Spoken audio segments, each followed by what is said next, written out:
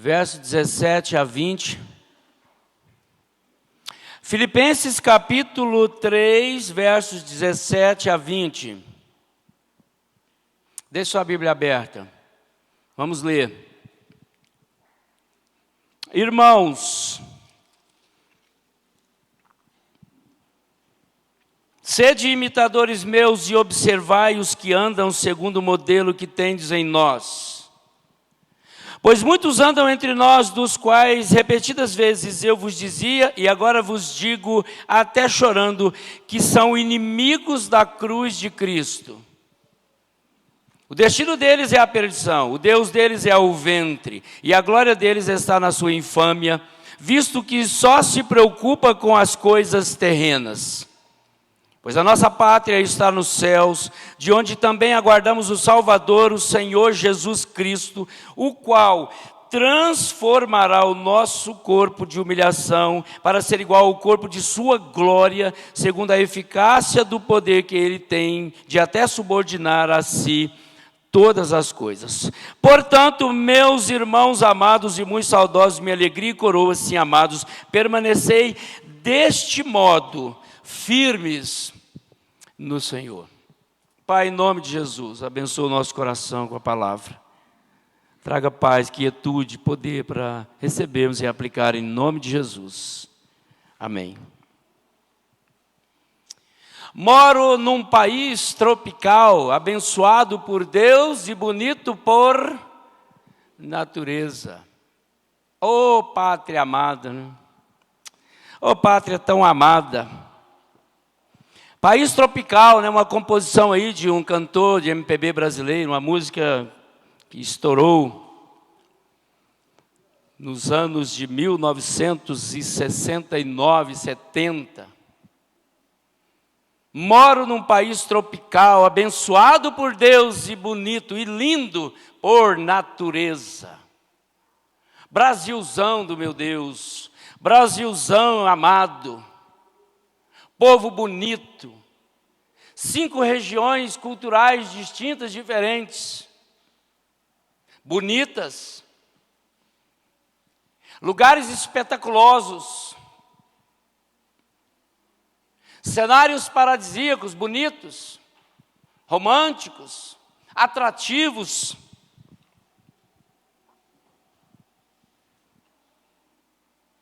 Esse é o ponto positivo. Esse é o nosso Brasil, e mesmo abençoado por Deus e bonito pela natureza, lindo. E se você for honesto, fiel, e fizer uma leitura assim acurada, você vai entender, pesquisando pelas culturas regionais das 5 regiões do país, você vai chegar a essa conclusão: nosso Brasil é lindo. Cada uma das regiões com um povo diferente, culturas diferentes, comidas diferentes, vestes diferentes, sorrisos diferentes. Esse é o ponto positivo.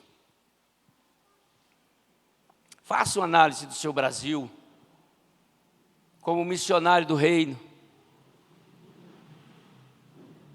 É o ponto negativo. Mas que tristeza. Aí agora nós poderíamos completar, mas que beleza, mas que tristeza. Ver um país avançando para a podridão do pecado, a lástima, a devassidão do pecado. Tantas coisas ruins desembocando na sociedade brasileira, nas igrejas, tantos desmandos de autoridades, tantas drogas, prostituição, zombarias, insegurança. Mas que tristeza. E aí, certamente você também pode fazer a sua pesquisa acurada, usando a fidelidade e a honestidade para chegar a essa conclusão. Vejam que contraste. Essa é a nossa pátria tão amada. Porém, na maioria das vezes, abandonada. Um país rico, extremamente populoso, encharcado de belezas naturais e problemas avassaladores, que às vezes traz muito desânimo. Ô Brasilzão do meu Deus! Paulo está escrevendo aqui uma carta aos Filipenses, a carta da alegria, uma carta pessoal. Uma carta que ao mesmo tempo tem exortação, tem correção, tem cristologia, tem doutrina, tem firmeza. Verso número 1 do capítulo 4 que nós lemos: portanto, meus irmãos amados e muito saudosos, permanecei deste modo firmes no Senhor. Uma região complexa, cultural, também cheio de idolatria e promiscuidade, na época de Paulo. Mas uma carta aqui encantadora, porque Paulo estimula os seus ouvintes, os seus leitores, a nós, a permanecermos firmes deste modo, no Senhor. Igreja firme no Senhor, igreja missionária, igreja missional, igreja com visão de reino, igreja dentro do ambiente do reino. Nós percebemos aqui, meus queridos, um cidadão dos céus que mora na terra, nesse texto. A realidade da vida. Uma comunidade cristã vivendo na terra com a expectativa do céu. E aqui Paulo está alertando a presença daqueles cujo modo sensual da vida estava solapando a eficácia do Evangelho, distorcendo os princípios éticos, morais, sociais daquela sociedade. E isso levou Paulo a exortar esta igreja, a imitá-los, e a outros também que vivam como cidadãos do céu, peregrinos na terra. Uma cidade aqui mística, cheia de pobreza espiritual. A pátria amada dos filipenses estava em perigos constantes. Veja bem que no verso de número 17, que nós lemos, eles deviam juntar uns aos outros na imitação do apóstolo. Imitar a Deus, imitar a Cristo. No verso 18, esses aqui descritos são os não judaizantes, nem pagãos, mas libertinos, que de certo modo estavam ligados à igreja, infiltrados, penetrando, sorrateiramente influenciando, com filosofias pagãs, ética distorcida. É a igreja de Filipos, é a igreja que Paulo narra, e a quem ele direciona essa carta. É a igreja brasileira, é a igreja que nós temos, que o verso 18 está denunciando. Veja que no verso 19 ele diz que o destino deles é a perdição. Seu Deus e objeto supremo de sua preocupação era o ventre, a sensualidade, a promiscuidade. Era o Deus deles, simbolizado aqui no ventre. O verso 20, em contraste aqui com esses licenciosos e devassos, os cristãos amadurecidos viviam como uma colônia de cidadãos celestiais, cuja habitação temporária era a terra. Paulo está dizendo aqui, pois a nossa pátria está nos céus. Nós somos peregrinos, vivemos por aqui. E aí, queridos, ele fecha aqui esse verso 21, dizendo para mim, para você, para os seus ouvintes, para os seus leitores: quando Cristo aparecer, Ele transformará o nosso corpo de humilhação em corpo da sua glória. E é por isso que esse parágrafo é identificado como cidadão do céu vivendo na terra, enfrentando os desmandos da terra, os percalços, os pecados da terra.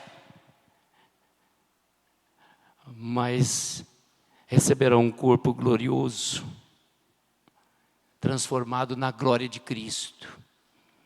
E é por isso, irmãos, que nós somos estimulados, é por isso que nós enfrentamos os desafios, é por isso que nós lutamos, e é por isso que nós amamos a Jesus, e é por isso que nós servimos, e é por isso que nós amamos a nossa pátria, e nós queremos dedicar tempo para orar, para pensar nos problemas morais, sociais, éticos e espirituais da nossa pátria, porque ela é linda, ela é amada, abençoada por Deus e bonita.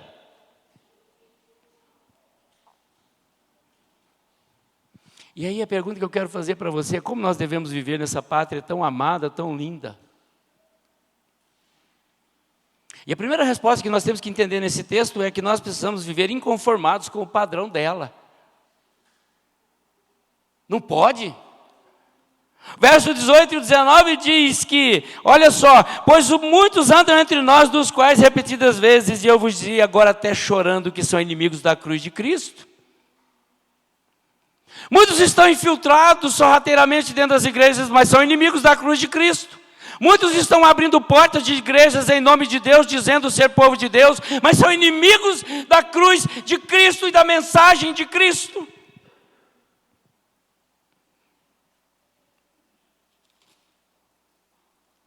Veja que o verso 19, que o destino deles é a perdição. O Deus deles é o ventre, é a carne, a imoralidade, a sensualidade. E é por isso que nós devemos aqui, como cidadãos desta pátria, vivermos inconformados com o padrão dela. Não dá.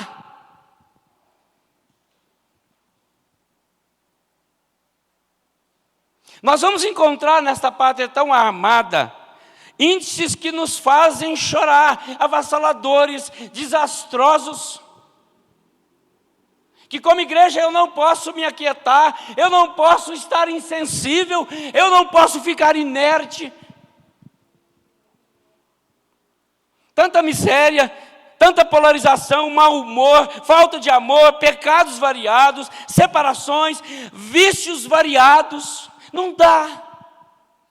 Não posso me conformar, eu tenho que chorar, igual Paulo está dizendo aqui. E agora eu digo a vocês até chorando, e eu como líder, como pastor, você como discípulo do reino, cidadão do céu, você tem que repetir várias vezes sobre o evangelho na rua, até chorando, porque não podemos conformar com isso.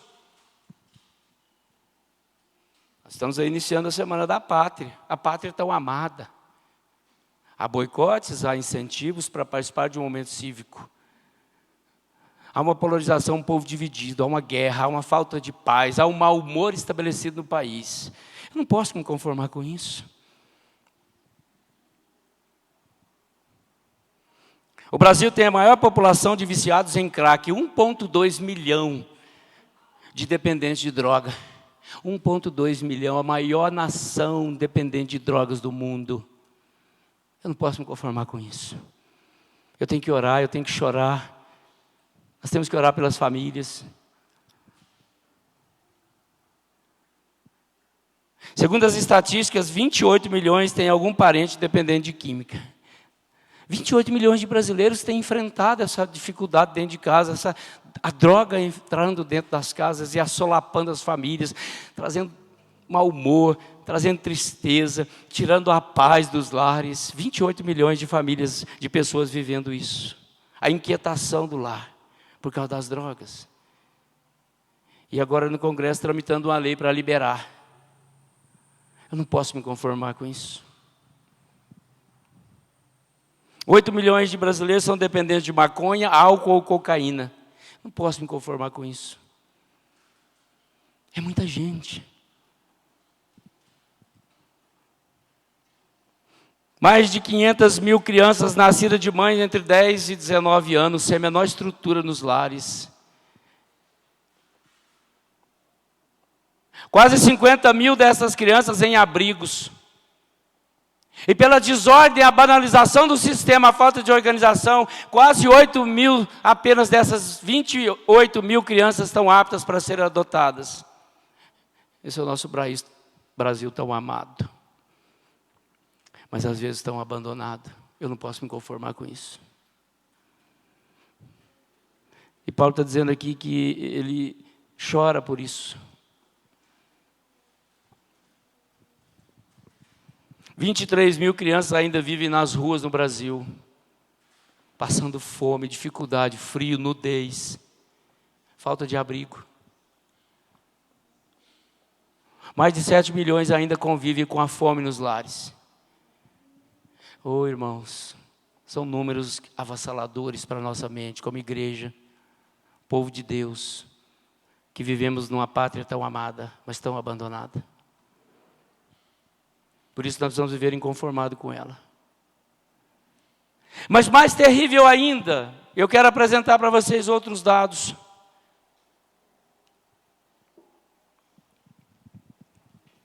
Menino trans de 8 anos muda o nome de identidade. Posso ser quem eu sou. De Eduarda passa a chamar Dudu.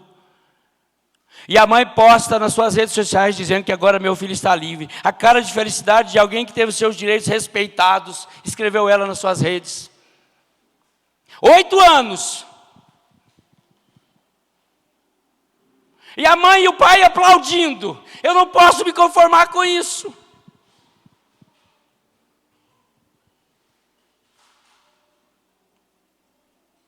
Casal de mulheres trans engravida do mesmo pai, com doação de inseminação. Isso é uma aberração.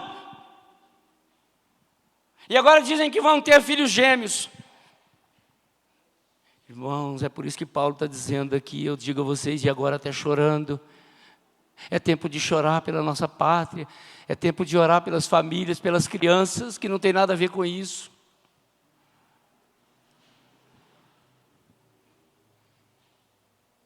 Mãe de 45 anos realiza o sonho do filho gay de ser pai e recebe dele o embrião e engravida e dá à luz a um filho e entrega para ele. Isso é uma aberração. Como é que nós podemos conviver com isso, como igreja, como povo de Deus? Eu falei de manhã e repito, nós precisamos dizer em alto e bom som, é pecado, é antibíblico, Deus abomina, a ira de Deus se revela do céu contra tudo isso, e creia você ou não, mas você está em pecado. Nós precisamos dizer isso, irmãos.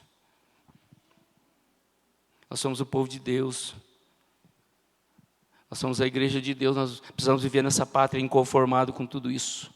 Mas vejam só, mãe de 60 anos deu à luz a filha de um outro homossexual. E aí o colega, o casal, minha sogra se ofereceu para gerar meu filho e eu ri, afinal ela não poderia. Ou poderia. A história real aconteceu com um casal homossexual, Elliot e Mateu, na Irlanda.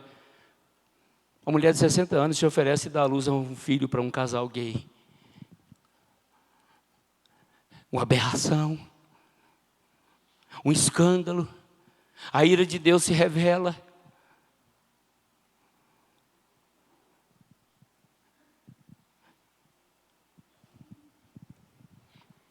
Agora vejam bem, que há aqui um senso de quebrantamento.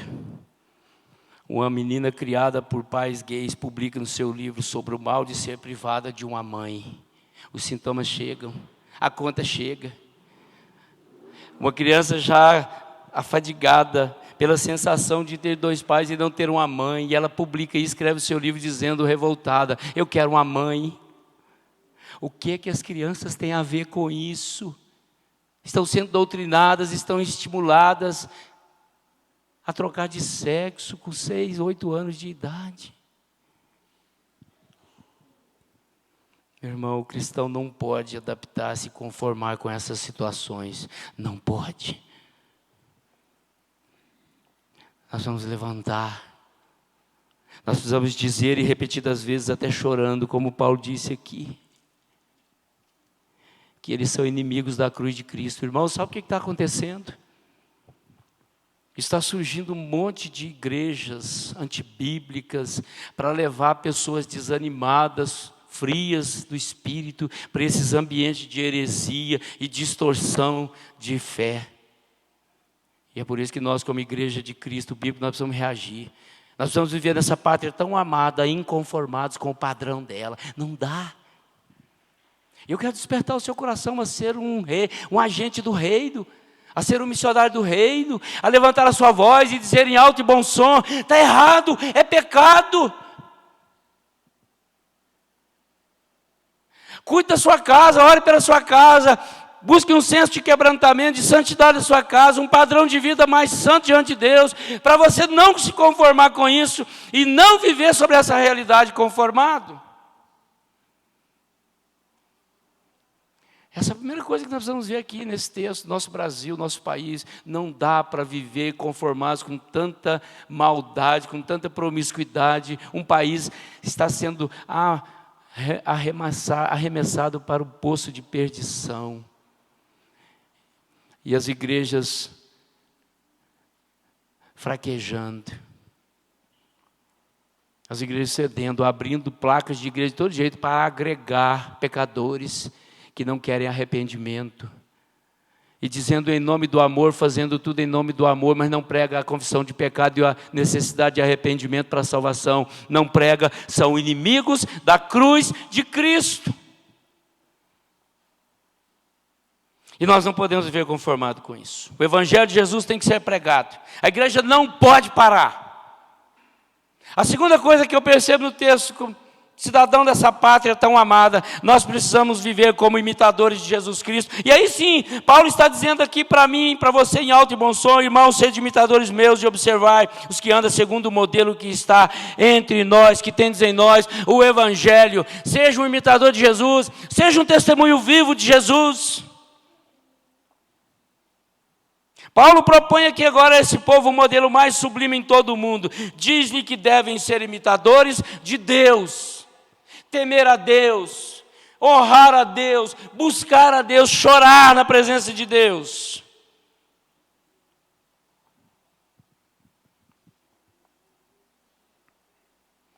A maioria dos pregadores, eles começam com a série que deviam se dizer: não façam o que eu faço, mas sim façam o que eu digo. Porque a maioria dos líderes espirituais que estão surgindo por aí de igrejas estão falsos.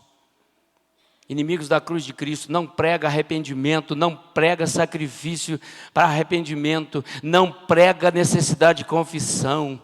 Muitos deles deviam fazer assim: olha, faço o que eu digo, mas não faço o que eu faço. O convite aqui, irmãos, é para sermos imitadores. Será isso uma utopia? Será presunção imitar a Cristo e viver como Ele viveu nessa terra? As Escrituras dizem para mim e para você que a obrigação é real e é possível.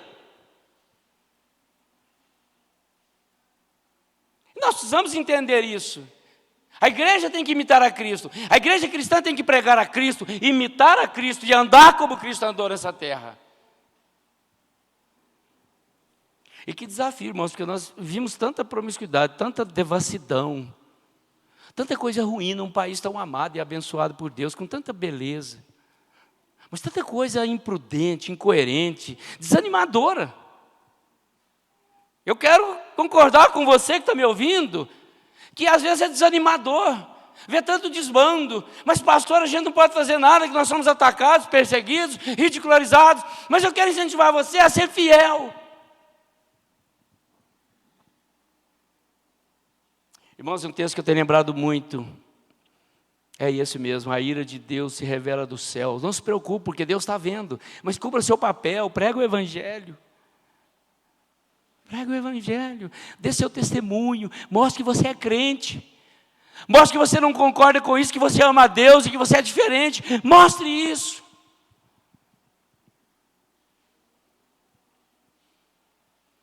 É lógico, irmãos, que não é fácil amar quem nos ofende.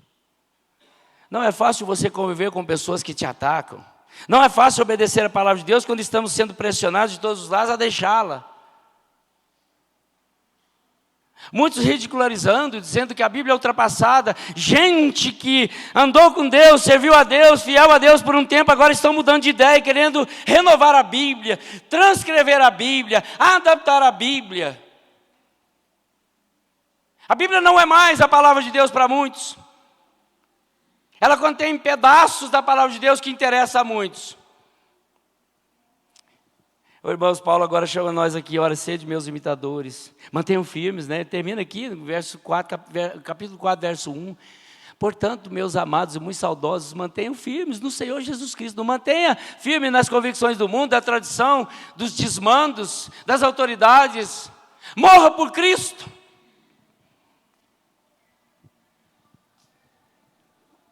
Não é fácil ter relações que glorifiquem sempre ao Pai Celestial quando tudo ao nosso redor é contrário. Não é fácil, não é fácil. Eu concordo com você. Mas o convite aqui, se os outros não imitam a Cristo, o problema é deles, mas você precisa ser uma testemunha de Cristo, você precisa ser sal e luz, você precisa mudar as convicções das pessoas que estão à sua volta, provar que você imita Jesus. Não importa. Não importa. Porque o que mais você vai ouvir é dizer, não, eu estou bem, estou feliz. Não, isso para mim não é pecado, para você pode ser. Afirme, e se possível for apontando o dedo, é pecado sim. Deus condena, Deus abomina, arrependa-se hoje e receba o perdão de Deus. É isso que nós vamos fazer. Eu não posso sair banando as mãos dizendo, não, você está certo, vai com Deus, Deus te abençoa. Não. Encare. Está errado. Quem muda o padrão social da sua rua, da sua casa, é o Espírito Santo. Mas você tem que ser uma testemunha fiel. Prova para o seu vizinho que você ama a Deus. Prova para as suas relações corporativas, profissionais, que você ama a Deus. Prova para a sua família inteira que você ama a Deus, que você luta pela santidade da sua vida. Prove isso. E finalmente, irmãos, nós vivemos nessa pátria tão amada com a expectativa de quê? Do céu. Que a nossa pátria não está aqui, a nossa pátria é celestial. Cristo nos dará um corpo agora glorioso como o da sua própria glória. Então eu posso enfrentar os desafios, inconformado com o padrão imoral do país, testemunhando de Cristo, ciente de que se eu tiver que partir, eu vou receber um corpo glorioso na presença do meu rei. Eu vou cumprir meu papel, eu vou manter fiel a Deus, às Escrituras, e vou continuar abominando o erro e o pecado. É isso, viver com essa expectativa, o céu me espera. A minha pátria não é aqui, diz o texto. Pois a nossa pátria está nos céus, de onde também aguardamos o Salvador. Quem? O Senhor Jesus Cristo. É para Ele e por Ele que nós lutamos, enfrentamos isso tudo. E nos mantemos de pé. Porque Ele nos promete um corpo glorioso. Essa pátria tão abençoada e tão amada. Nós vamos entender que tem lutas, tem desafios tremendos para enfrentarmos. Caminhamos por essa terra enfrentando os espinhos da vida, ciente de que valerá a pena, pois o céu nos aguarda. O céu nos aguarda. Temos objetivos e alvos definidos. Vem o dia, diz Paulo, em que deporemos este corpo mortal e seremos semelhante a Cristo. Tem sentido, vale a pena. Vale a pena chorar. Ele está dizendo aqui, olha, eu vou dizer para vocês e agora eu vou repetir chorando. Vale a pena.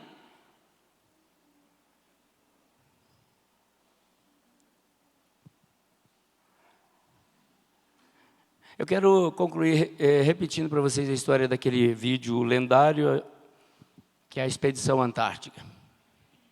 Conduzida por um homem chamado Charles Ernest Shackleton.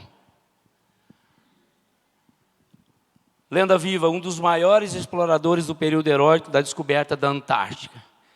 Uma loucura o que esse homem fez para explorar a Antártica. Ernest Shackleton. Homem corajoso, aventureiro, que recebeu o título de Sir, senhor, pelo esforço infatigante de chegar ao Polo Sul e recebeu o título pela rainha da Inglaterra. Mas antes de fazer a sua aventura mais famosa, fez um apelo gritante nas praças de Londres, nos lugares públicos, nas instituições. Ele fez um apelo publicando e pregando cartazes dizendo: precisamos de homens valentes, corajosos, homens prontos para uma jornada bem arriscada. Olha como ele foi honesto. Pouco salário,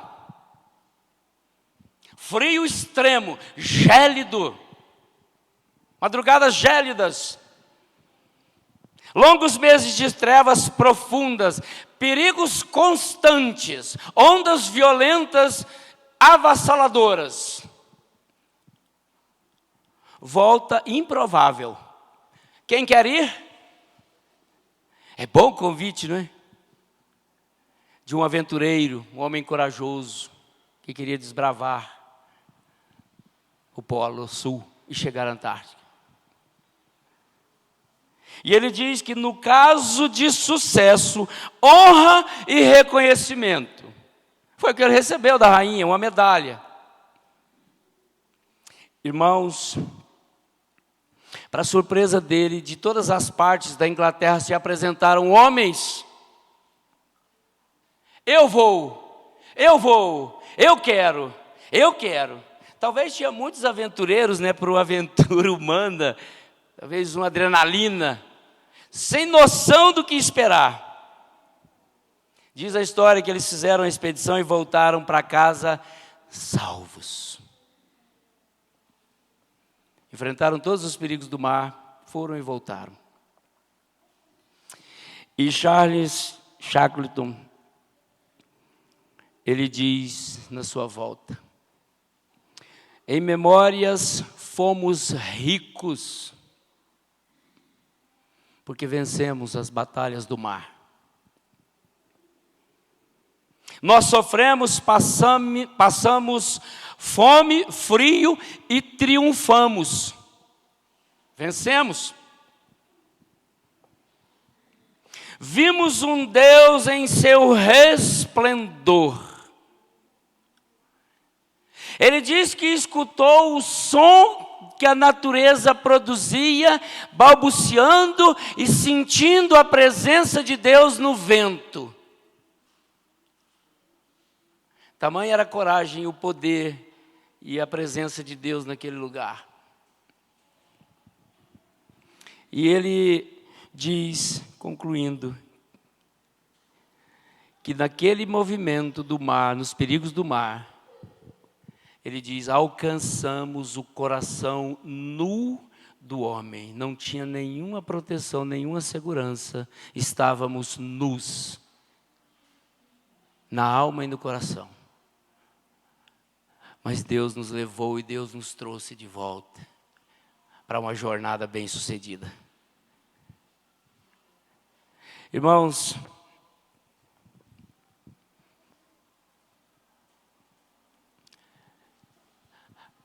assim é Jesus de Nazaré, o nosso Senhor e Salvador.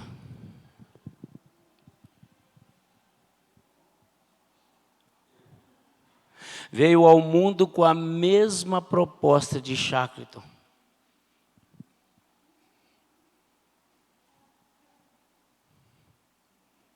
Quem quiser me seguir terá lutas, desapontamentos, perseguições, dores, intrigas, dissabores.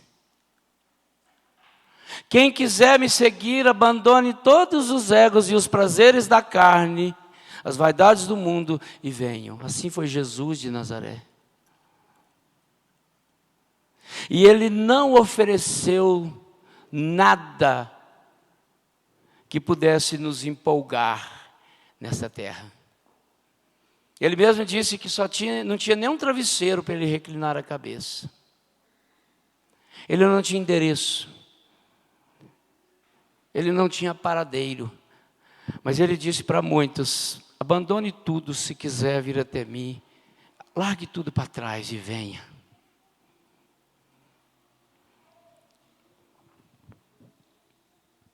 Mas veja, irmãos, que ele faz uma promessa. Que eu e você, nós precisamos ser lembrados dela todo dia.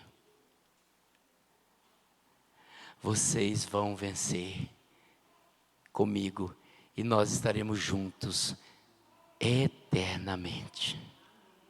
Essa é a proposta de Jesus. Não tem título maior, não tem recompensa maior do que o céu. Um corpo glorioso. chamuscado pela graça bendita e gloriosa e o brilho do resplendor da glória de Deus.